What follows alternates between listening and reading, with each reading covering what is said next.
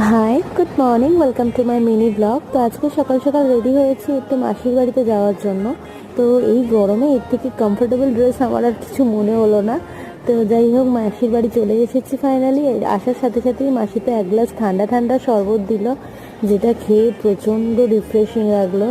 তো তারপরে আমি আর বোন একটু বেরিয়েছিলাম, গড়িয়াহাটের দিকে গিয়েছিলাম। ওর কিছু টুকটাক কেনাকাটা ছিল, তো সেই কারণেই গিয়েছি।